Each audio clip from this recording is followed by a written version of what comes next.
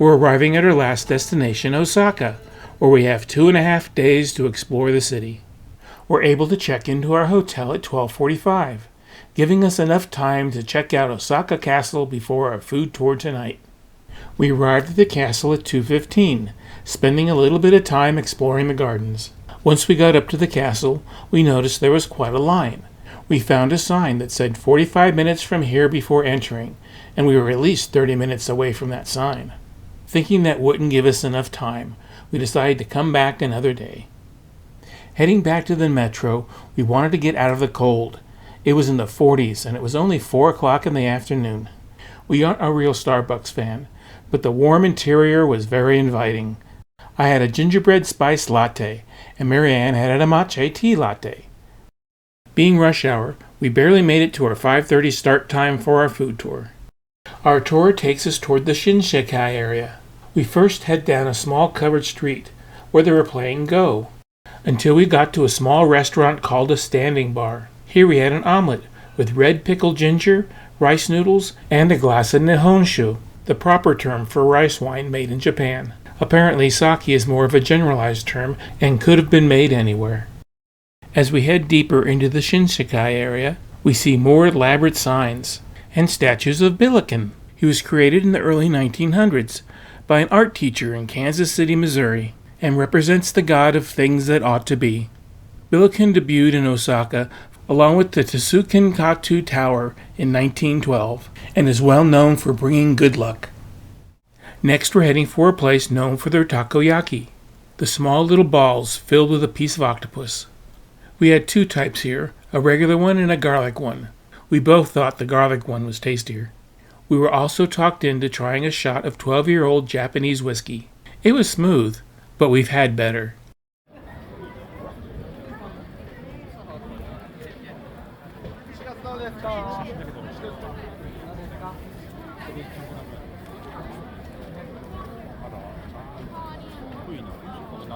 Our next stop is another stand-up bar that serves a quick meal for the locals. Our guide gives us a quick explanation of what we'll be getting. And we're going to get a bowl of udon noodles garnished with a piece of tofu skin. And the dish kitsune udon literally translates to fox noodles. Why? Because that garnished piece of tofu skin, the inari, is actually the legendary Japanese fox's favorite food. So we named it after the fox, so it's called fox udon. But there's no fox in the dish. We had to go in one at a time whenever a space opened up at the standing counter. The broth was made with sardines, but didn't have any sort of a fishy taste to it. You had to remember to put the Japanese 5-spice powder on it. It really improved the taste. At our next stop, we got chicken wings, along with tempura shrimp and avocado.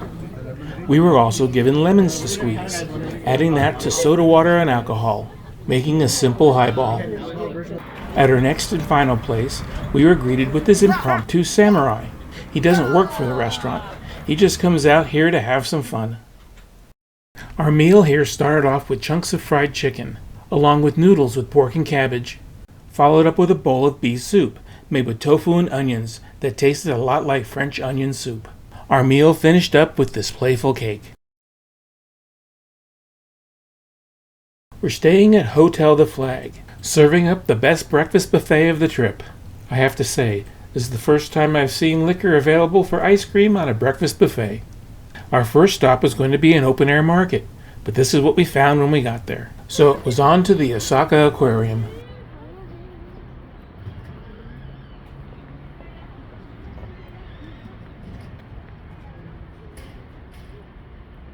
The Kaiyukan Aquarium consists of over 15 tanks, representing regions from around the Pacific Rim. The first thing you pass through is the Aqua Gate, giving you the impression you're actually walking among the fish. After passing through the tunnel, we enter an exhibit that represents the Japanese forest.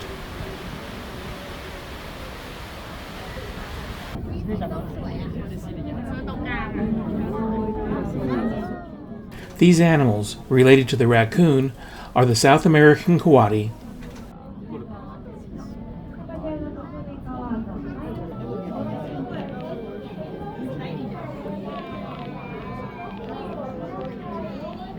This exhibit represents Antarctica and is full of gentoo and king penguins.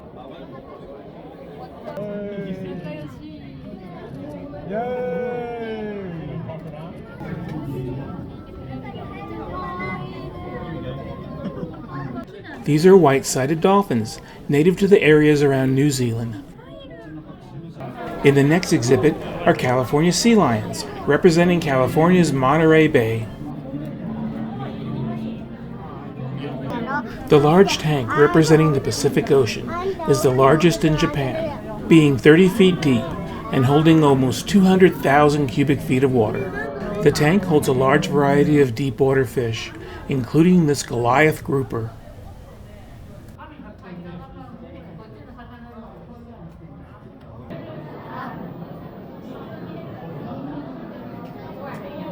This unusual fish is a sunfish, but the main attraction in this tank is the giant whale shark. The whale shark is the world's largest fish, growing to a length of over 61 feet. The one here is named Kai, and is between 8 and 9 years old and measures just over 18 feet. Leaving the area of the large tank, we next come up to a display of spotted garden eels. Representing the waters around Japan are these Japanese giant spider crabs, not to mention the photobombing of this elephant fish. And of course, an aquarium wouldn't be complete without some jellyfish.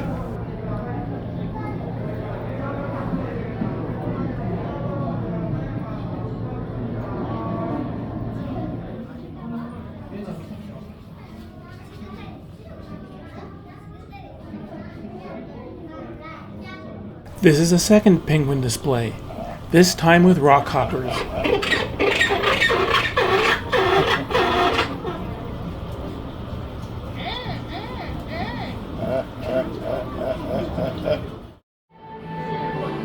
After leaving the aquarium, we were on the lookout for some lunch. We ended up in a nearby mall, having a very mediocre bowl of noodles. It's getting late as we make our way over to the Sennichimae Temple. The subway stop takes us to the cemetery entrance.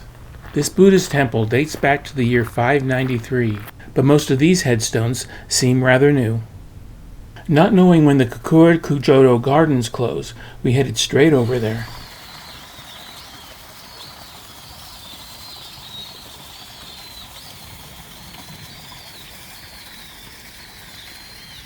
Unfortunately, right after we entered, someone yelled, "No, no, closed," since the gardens had just closed at 4 o'clock.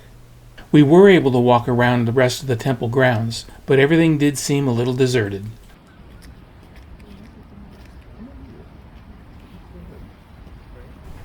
I've got to say, a lot of our plans today just didn't turn out. Hopefully we'll have better luck tonight as we visit the Dotonbori District. This area is especially known for its vibrant, high-energy street culture, with its many restaurants, food stalls, and bars.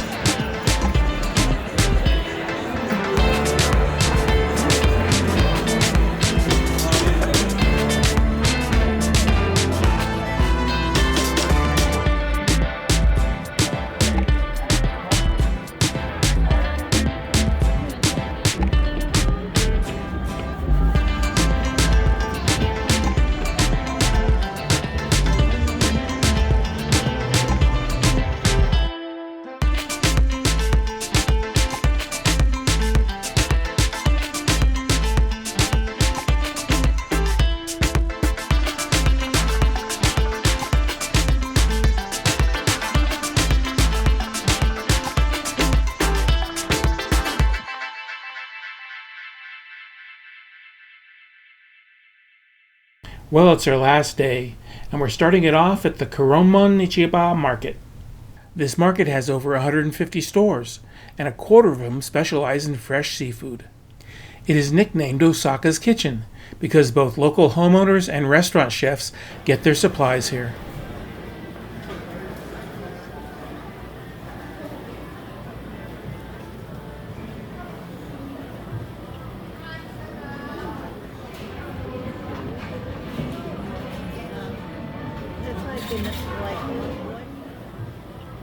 We wanted to try another one of these large deep-fried prawns, but it really had a lot of breading on it and didn't taste that good. Pretty similar to the other one we had in Kyoto.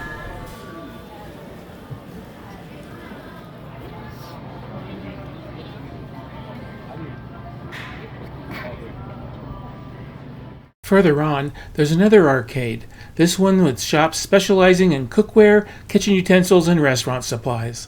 And these interesting rice bowls made it home with us. After 2 long walks and 2 subway rides, we were back at Osaka Castle. The line was a lot shorter now, and seemed to be moving a lot quicker.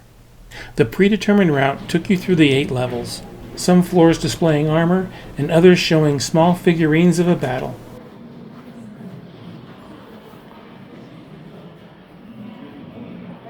On the 8th floor was an observation deck, giving you some good views of the city. The fish on the roof are called Sachihoko.